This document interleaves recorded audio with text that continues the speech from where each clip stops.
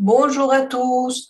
Aujourd'hui, nous allons voir le conditionnel présent. Le conditionnel est utilisé pour exprimer une incertitude. Rappelons-nous que le futur simple est utilisé pour présenter un fait ou une action qui va se dérouler plus tard. On a souvent l'habitude de confondre le futur et les conditionnels. Attention! Ne confondez pas le conditionnel et le futur simple. On va voir pourquoi c'est un peu confus. Quel est l'usage du conditionnel? On utilise le conditionnel pour exprimer une action qui aura lieu à condition qu'une autre action ait pu avoir lieu avant. C'est la même utilisation comme en espagnol. Comment est la formation? Attention! Ne confondez pas avec le futur simple.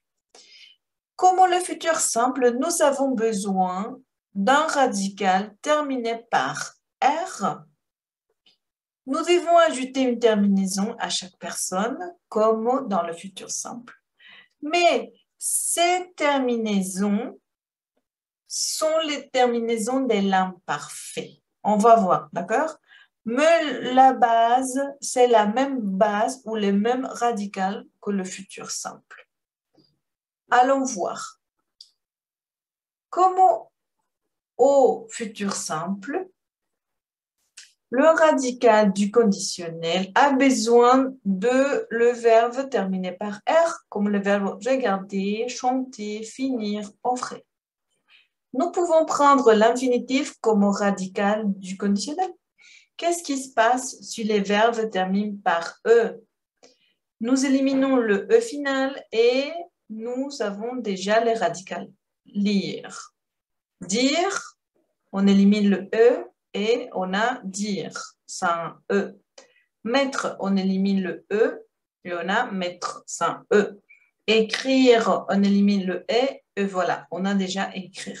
Tous les radicaux doivent terminer par R. Nous avons ici à droite la liste des verbes irréguliers qui changent leur radical. Avoir change à or, être, sert, venir, viendre, pouvoir, pour, devoir, d'être, vouloir, voudre, savoir, sœur, falloir, faudre, mourir, mourre, envoyer, envers, recevoir, recevre, voir, vers et recevoir, recevre.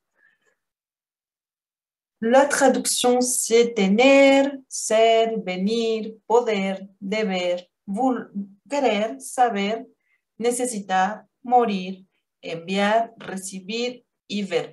Ce sont les mêmes bases pour le futur simple. Ce qui change, c'est la terminaison. Voilà la terminaison pour le conditionnel. Pour la personne je, on ajoute et. A-I-S prononcé E. Pour la personne tu, A-I-S prononcé E. Pour les personnes il, elle, on ajoute A-I-T prononciation E. Pour nous, on ajoute ion. Pour vous, on ajoute I-E. Et pour les personnes il, elle, on ajoute A-I-E-N-T et ça va se prononcer E. Attention, il y a beaucoup de prononciations E. E, E, E. Voilà, ce sont les terminaisons de l'imparfait. Voyons quelques exemples du conditionnel. On va faire la traduction pour nous aider à bien comprendre. Vous pourrez manger notre plat du jour.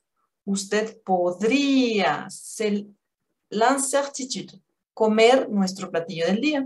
Pierre, tu devrais réviser plus tes leçons.